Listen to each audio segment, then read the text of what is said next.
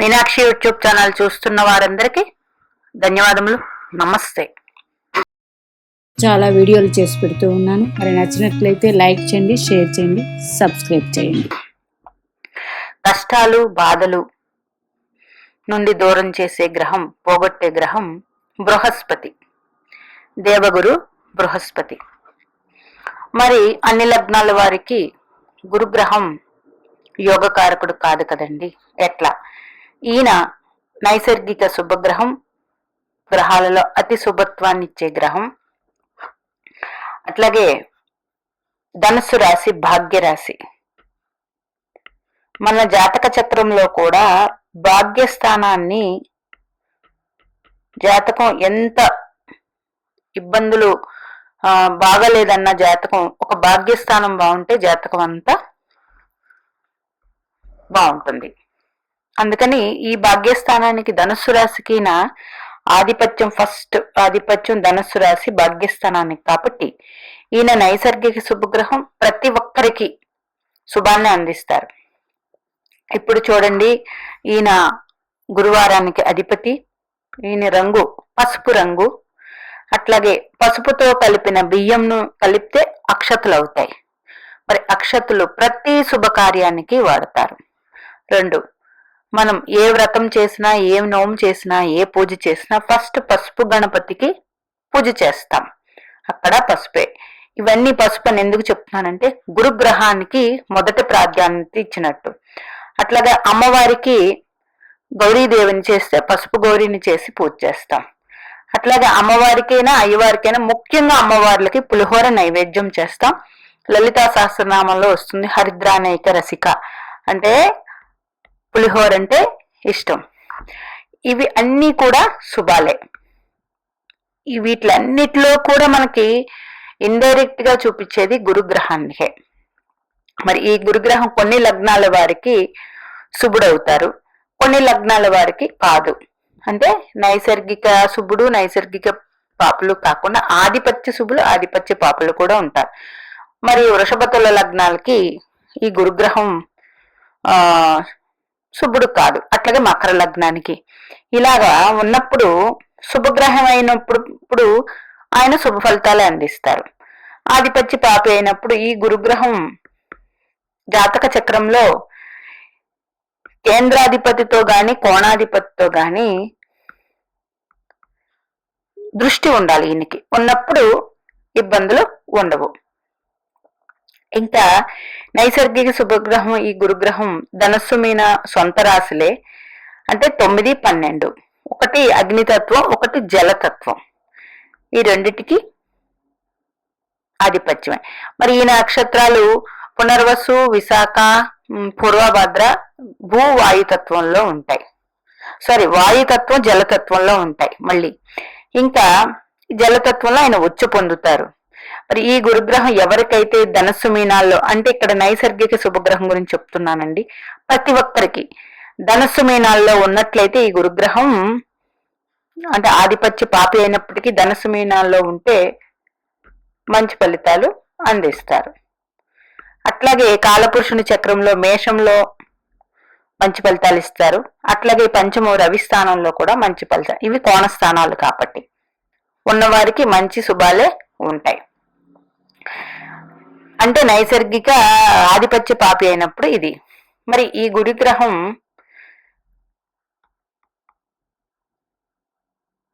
ఇంత ప్రాధాన్యం ముఖ్యంగా షష్ఠ స్థానాన్ని గాని షష్టాధిపతిని గాని చూస్తూ ఉన్నట్లయితే, మరి గురుగ్రహం షష్టాధిపతి అయితే అండి, అందుకే ఏదో ఒక శుభగ్రహం ఆయన్ని చూడాలి. ఓకే. ఇంకా ఈ గురుగ్రహం కష్టాలు బాధలు పోగొట్టే గ్రహం ఈయనే. కాబట్టి ఎందుకు అంటే 2, 5, 9, 11 భావాలకి ఈయన కారకుడు. కారకుడు అంటే ఏ జన్మ జాతక చక్రానికైనా ఈ 4 భావాలు గురుగ్రహం చేతిలో ఉంటాయండి. ఈ 4 భావాలు బాగున్నాయంటే గురుడు మీకు బాగుంది, అంటే కుటుంబం బాగుంది, ప్లస్ పాయింట్. మనం పుట్టిన కుటుంబం. నెక్స్ట్, మనం చేసే ప్రతి పని ఆలోచించి జ్ఞానవంతంగా చేస్తున్నాం, గురుగ్రహం బాగున్నట్లు. అట్లాగే మనకు పుట్టిన పిల్లలు ఆరోగ్యంగా మంచి చదువు చదువుకుంటూ బాగున్నారంటే గురుగ్రహం. అట్లాగే భాగ్యస్థానం, మన దగ్గర రూపాయి ఉండదు కానీ ఆ రోజుకి అన్ని సంపూర్ణంగా తింటారు, సమకూర్చుకుంటారు. అట్లా కూడా భాగ్యం బాగున్నట్లే. మరి లాభస్థానం, ఏ పని చేసినా అది లాభాల బాటలో, అది ఆదాయమే కాదండి, ఏ పని చేసినా లాభాల బాటలో ఉందంటే గురుగ్రహం బాగున్నట్లే. గురుగ్రహం బాగున్న వాళ్ళకి ఇవన్నీ ఆటోమేటిక్ గా జరిగిపోతూ ఉంటాయి. మరి ఈ గురుగ్రహం ఇప్పుడు చెప్పాను కదా, ఇన్ని ఆటలతో గురువుని మొత్తం మనకి ఎక్కడ చూసినా గురువే ఉన్నారు. మనం చేసే పూజ, పుణ్యం, కార్యం, అట్లాగే దేవాలయాల్లో దేవాలయాలకు సంబంధించిన పనుల్లో మనం సహాయపడిన, దేవాలయాల అభివృద్ధికి సహాయపడిన, అట్లాగే దాన ధర్మాలు చేస్తూ ఉన్నా, ఒక విద్యా ధ్యానం చేసిన, ఇట్లాంటివన్నీ గురుగ్రహానికి సంబంధించినవే. అప్పుడు కూడా మనకి గ్రహం పొందుతాం. మరి ఇక్కడ కలిపిన పసుపు బియ్యం, పసుపు గణపతి, ఇవన్నీ కూడా గురుడే సూచిస్తుంది. అంటే మొత్తానికి గురుగ్రహమే. ఏ పని చేసినా మంచిగా ఉండాలంటే గురుగ్రహం అనుగ్రహం. మరి ఈయనొక్కరే మనకి కష్టాలు. చూడండి, విష్ణు సహస్రనామంలో కూడా మంత్రం ఉంటుంది, గురుతమో దామ సత్య పరాక్రమ. అంటే విష్ణు సహస్రనామంలో కూడా ఇచ్చారు. మరి ఈరోజు జయ ఏకాదశి, భీష్మ ఏకాదశి, ఈరోజు చేసే విష్ణు సహస్రనామ పారాయణం ఇవాళ గురువారితో వచ్చింది. నామ పారాయణం కోటి రెట్లు ఫలితం వస్తుంది. ఎవరికైనా సరే చెయ్యండి, లేదా ఆడియో ప్లే చేసుకోండి. గురుగ్రహం అనుగ్రహం పొందండి. మరి ఇప్పుడు జాతక చక్రంలోకి వెళ్తే, మేష లగ్నానికి ఆధిపత్య శుభుడు గురుగ్రహం, వృషభ లగ్నానికి ఆధిపత్య పాపి, మిథున లగ్నానికి బాధకుడయ్యారు, కర్కాటక లగ్నానికి ఆధిపత్య శుభుడు, సింహ లగ్నానికి కూడా ఆధిపత్య శుభుడు, కన్యా లగ్నానికి మళ్ళీ కాదు, మరి తులా లగ్నానికి కాదు, వృశ్చిక లగ్నానికి ఆధిపత్య శుభుడు, ధనుసు లగ్నానికి లగ్నాధిపతి, మకర లగ్నానికి ఆధిపత్య పాపి, కుంభ లగ్నానికి కూడా ఆధిపత్య పాపి. అంటే ఆధిపత్య పాపి అవ్వలేదు ఇక్కడ, ఎందుకంటే 2, 11 స్థానాలకి అధిపతి, పాపి అవ్వలేదు. మేష లగ్నం అయిపోయింది కదా. ఇట్లాగా మనం ఈ విధంగా గురుడు ఒక లగ్నానికి ఒక్కో రకంగా ఫలితాలు అందిస్తూ ఉంటారు. మళ్ళీ గురు మహర్దశ వచ్చినప్పుడు ఆయన ఏ నక్షత్రంలో ఉన్నారు, ఏ రాశిలో ఉన్నారన్న దానికి ఎంత డిగ్నిటీ, అంటే ఎంత పాళ్ళు ఉంది ఈ జాతకానికి ఆధిపత్య శుభుడైనప్పటికీ అని ఉండాలి. అట్లాగే జాతక చక్రంలో గురు మహర్దశ అనుభవించినా కూడా ఆధిపత్య పాపి అయినప్పటికీ జాతక చక్రంలో గురు మహర్దశ వస్తే అత్యంత శుభమైన ఫలితాలు ఉంటాయి. జీవితం సంపూర్ణమైనట్టు. ఎందుకు అంటే సహజ భాగ్యకారకుడు ఆయన. అందుకని గురు మహర్దశ వస్తే మంచిది. మరి రాలేదండి, అప్పుడు పెద్ద వరి అవ్వాల్సిన పని లేదు, కానీ వస్తే మంచిది. ఎలాగైతే జన్మజాతక చక్రంలో భాగ్యాధిపతి దశ ఉంటే మంచిదో అట్లాగే. అలాగే గురువు ఏ ఏ గ్రహాలని చూస్తూ ఉన్నారో, గురువు లగ్నాధిపతిని గాని, చంద్రుణ్ణి గాని, సూర్యుడిని గాని చూస్తూ ఉన్నట్ల అయితే అత్యంత శుభప్రదమైన జాతకం. అంటే వీళ్ళు ఎప్పుడు ఎన్ని కష్టాలు వచ్చినా అన్నిటికీ తట్టుకొని నిలబడతారు. ఏది లగ్నాన్ని గాని, చంద్రుణ్ణి గాని, సూర్యుడిని గాని చూస్తూ ఉంటే, గురుగ్రహం లేదా లగ్నాధిపతిని చూస్తూ ఉన్న మంచి. అందులో నైసర్గిక పాపగ్రహాల యొక్క లగ్నాలు ఉంటాయి. అంటే ఏది, శని భగవానుడు నైసర్గిక పాపగ్రహాలు, రవి పార్షల్లీ, పూర్తిగా కాదు, ముఖ్యంగా మకర కుంభ లగ్నాల వారికి, ముఖ్యంగా మకర కుంభ లగ్నాలను తీసుకుందాం. ఎందుకంటే వృషభ తులలు శుభగ్రహాలు, శుక్రుడు బుధుడు శుభగ్రహాలు, చంద్రుడు శుభగ్రహం, మరి మిగతా వస్తే కుజగ్రహం నైసర్గిక పాపగ్రహం. అంటే మేష లగ్నం, వృశ్చిక లగ్నం వాళ్ళకి, మకర కుంభ లగ్నాల వాళ్ళకి లగ్నాధిపతిని గురుగ్రహం చూసినట్లయితే మంచి ఫలితాలు ఉంటాయి. ముఖ్యంగా అందులో అదే కుజుడు శని లగ్నాల వారు ఉన్నారు కదా, వాళ్ళని గురుగ్రహం చూసినట్లయితే మంచి ఫలితాలు ఉంటాయి. అట్లాగే ఏ లగ్నమైనప్పటికీ కూడా లగ్నాధిపతిని లేకపోతే చంద్రుణ్ణి రవిని చూసినా మంచి ఫలితాలు ఉంటాయి. ఈ వీడియో నేను మధ్య మధ్యలో ఏ పాయింట్స్ చెప్తూ ఉంటానో అట్లాగా ఫ్లోలో చెప్పుకుని వెళ్ళిపోతూ ఉంటాను, అంటే గుర్తుకొచ్చిన మట్టుకు. అందుకని వీడియో స్కిప్ చేస్తే కొన్ని మిస్ అయిపోతూ ఉంటారు. వీడియో స్కిప్ చేయకుండా చూడడం, అంటే ఎంతైనా ఇంత లాంగ్ వీడియోలు కొంచెం అన్నప్పుడు ఇబ్బంది ఉంటాయి, కానీ స్కిప్ చేయకుండా చూస్తే మంచివి ఒక్కొక్కసారి దొరకవచ్చు. అందుకని బృహస్పతి ఒక ఆదాయం కావాలి, బృహస్పతికి సంబంధించిన పనులు చేయండి. ఆలయాలకి వెళ్ళడం, ఆలయాల్లో మనం ఏదైనా పార్టిసిపేట్ చేయడం, ఆలయాలకి డొనేషన్ చేయడం, అట్లాగా. విద్య కావాలి, విద్యాదానం చేయండి. అట్లాగే ఆరోగ్యం బాగోలేదు, ఆరోగ్యం ఇప్పుడు చెప్పాను కదా, తులా లగ్నానికి షష్టాధిపతి అయ్యారు ఈయన. అంటే ఏంటి, ఆరోగ్యం బాగాలేని వాళ్ళకి అన్నదానం చేయడం అట్లాంటివి. ఇప్పుడు మకర లగ్నానికి వ్యయాధిపతి అయ్యారు. అంటే ఏంటి, 12వ స్థానం ఐసోలేషన్. అంటే ఏంటి, ఎవరైతే బెడ్ రెడ్ అయిన వాళ్ళకి మందులకైతేనేమి దేనికైతేనేమి చేయండి. గురుగ్రహానుగ్రహం ఫలితాలు అతి తొందరగా వస్తాయి. అట్లాగే గురుగ్రహం అనుగ్రహం పొందాలంటే అమ్మవారిని కూడా, ఈ రోజుల్లో అయితే అందరూ ప్రతి ఒక్కరూ చాలా చాలా పూజలు ఎక్కువయ్యే పూజ చేస్తున్నారు. అమ్మవారి పూజ కూడా గురుగ్రహానుగ్రహం పెరుగుతుంది. ఆ తర్వాత చాలా మంది కాళహస్తి వెళ్ళి వస్తూ ఉంటారు.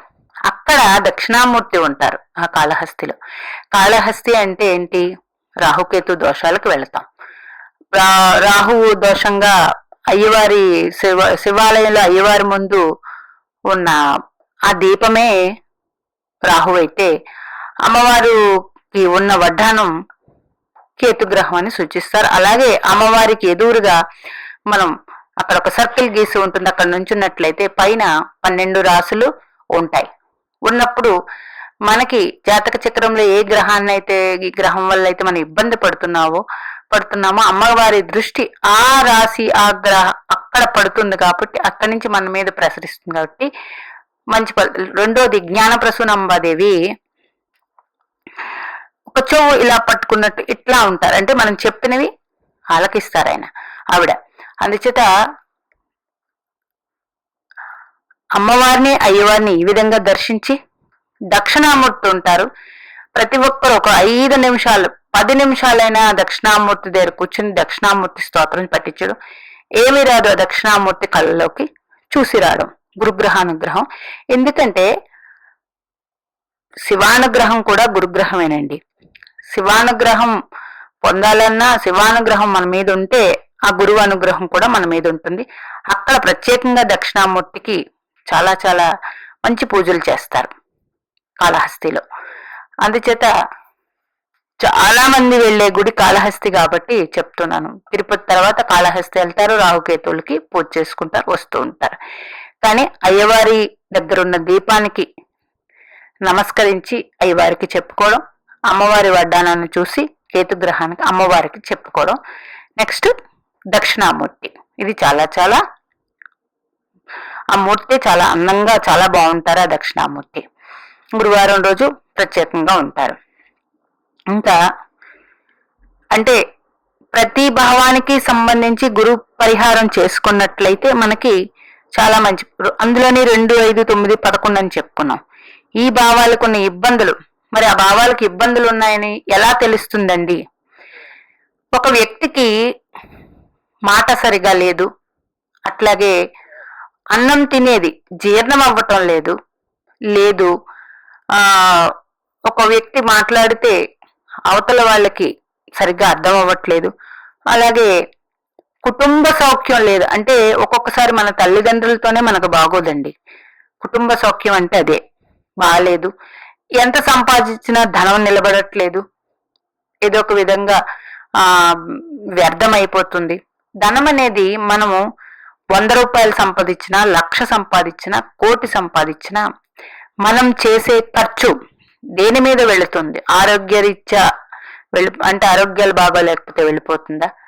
అప్పులు ఎక్కువైపోయి ధనం మనం అప్పులు కూడా తీర్చలేకుండా ఉన్నామా? ఇలాగే ఏదైనా సరిగా అది వ్యర్థపు ఖర్చు అయిపోతుందంటే మాత్రం గురుగ్రహం బాగాలేనట్లేండి. మంచి ఖర్చు ఏంటి? ఒక వ్యక్తి సంపాదన మంచి ఖర్చు తన సంపాదించిన దాంట్లో కనీసం నెలకి ఒక 10 రూపాయలు దానం చేయడం మంచి కోసం. అట్లాగే ఇంట్లో తల్లిదండ్రులకి చూడడం ఆ ధనంతో, అట్లా కుటుంబానికి ఖర్చు పెట్టడం, ఆ కుటుంబంలో కూడా అందరూ సంపూర్ణంగా 3 పూట్ల భోజనం చేయడం, అట్లాగే ఆరోగ్యంగా ఉండడం, పిల్లలకి చదువుకుంటున్నారంటే ఫీజులు కడతాం కదా, అట్లా ఉండడం, ఇవన్నీ కుటుంబం ధనమేనండి. ఇదంతా చూసేది మన లాభస్థానం నుంచి, అంటే లాభబాటలో వెళ్తుందా లేదా ఈ ధనం అనేది. ఇంకా పంచమం అంటే మన సరైన సమయానికి సరైన నిర్ణయాలు తీసుకుంటున్నామా లేదా అనేది కూడా గురుగ్రహమే ఒకటి. ఇంకా భాగ్యభావం అంటే మనకి ఎక్కడికి వెళ్ళినా, ఎవరింటికి వెళ్ళినా సరే ఒక టైంకి వెళ్తాం, కానీ అక్కడ మనకి ఆ టైంకి వాళ్ళ దగ్గర భోజనం ఉంటుంది. అంటే భాగ్యం అనేది అలా కలిసి వస్తుంది. చిన్నప్పుడు మా నాన్నగారు అంటూ ఉండేవారు దంతసిరి అని. ఆ దంతసిరి అంటే భాగ్యమే మరి. అట్లా కూడా అలాగే ఆలయాలకి వెళతాం, ఆలయంలో ఆ భగవంతుడి అనుగ్రహం అతి శీఘ్రంగా కలుగుతుందంటే ఒక్కొక్కసారి అంటే ఆలయాలకు వెళితేనే హాయిగా ఉంటుంది. అలా వెళ్ళినప్పుడు మంచిగా దర్శనం అవ్వడం,